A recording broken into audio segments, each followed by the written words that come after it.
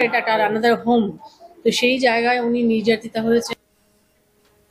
যারা এই কাণ্ডে যুক্ত আছেন বা আরো আগামী দিনে যারা এরকম ধরনের কাজে যুক্ত থাকবেন, তাদের প্রতি যাতে কড়া ব্যবস্থা নেওয়া হয় এবং সঙ্গে সঙ্গে এবং ইমিডিয়েট যাতে এটি কার্যে পর্যবসিত হয়, তার জন্য উনি আগামীকাল একটি বিল এনেছিলেন বিধানসভায়, যেটা অপরাজিতা। তো সেটা কিন্তু সকল অন্যান্য যে সমস্ত বিরোধী দল আছে সবাই কিন্তু সর্বসম্মুখে মেনে নিয়েছেন এবং এই বিল অনুযায়ী যাতে আমাদের যারা এখানে এই রকম অন্যায় করবেন, অত্যাচারিত হবেন যাদের দ্বারা আমাদের মহিলারা, তারা যাতে ইমিডিয়েট শাস্তি পান, সেটা যেন ব্যবস্থা হয় এবং সেটা যেন ঠিকঠাক ভাবে ইমপ্লিমেন্ট হয়, সেটা আমাদের দেখতে হবে। এবং তার জন্য ওনাকে অত্যন্ত সাধুবাদ জানাই এবং উনি এই একটা সুন্দর একটা পদক্ষেপ নিয়েছেন বলে সেই জন্যই আমরা আজকে মেদিনীপুর পৌরসভার তরফ থেকে আমাদের সকল কর্মী, সকল মহিলারা সকলে মিলে আমরা রাস্তায় নেমেছিলাম ওনাকে সাধুবাদ জানাতে এবং যাতে এই জিনিসটা ঠিকঠাক ভাবে আমাদের ইমপ্লিমেন্ট হয়। বাংলা মমতা বন্দ্যোপাধ্যায় এ নিয়ে নতুন বিলও এনেছেন, যা নিয়ে এখন নতুন করে চর্চা শুরু হয়েছে রাজনৈতিক মহলে।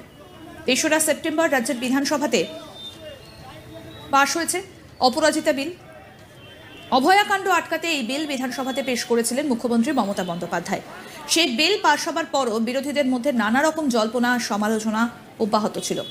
তবে তার মাঝেই পশ্চিম মেদিনীপুর শহরে মহিলাদের বিশাল মিছিল দেখা গেল এই বিলকে সমর্থন এবং কুর্নিশ জানিয়ে।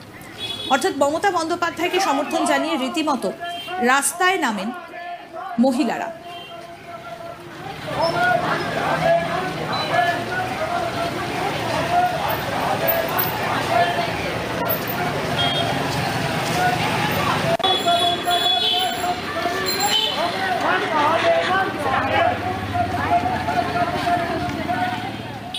মূলত মেদিনীপুর পৌরসভার সঙ্গে যুক্ত মহিলা এবং অন্যান্য কাউন্সিলরগণ এই মিছিলে সামিল হয়েছিলেন।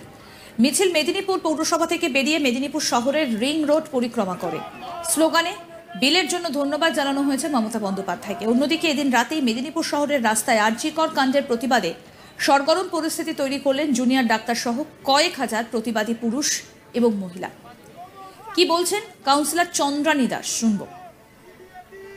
প্রথমেই আমাদের পশ্চিমবঙ্গের মাননীয় মুখ্যমন্ত্রীকে অত্যন্ত সাধুবাদ জানাই এই পরিস্থিতিতে এবং এই যে আমাদের রাজ্যে যে পরিস্থিতি চলছে, যে সময় চলছে, তাতে অত্যন্ত একটি অগ্রগামী ভূমিকা উনি পালন করেছেন। তার কারণ হচ্ছে উনি সবসময় মেয়েদের পক্ষে আছেন, মেয়েদের নিরাপত্তার পক্ষে আছেন এবং মেয়েরা যাতে কাজের পরিবেশটা ঠিকঠাক থাকে, পড়াশোনার পরিবেশটা ঠিকঠাক থাকে, মেয়েরা যাতে এগিয়ে যেতে পারে বিভিন্ন জায়গাতে, তার জন্য সবসময় চিন্তা করেন এবং সেই পদক্ষেপ গ্রহণ করেন। সেই অনুযায়ী বিভিন্ন জায়গায় নিরাপত্তার একটা বেষ্টনী তৈরি করতে সাহায্য করেন সর্বতোভাবে, প্রশাসনের দিক থেকে, পুলিশের দিক থেকে, সব দিক থেকে।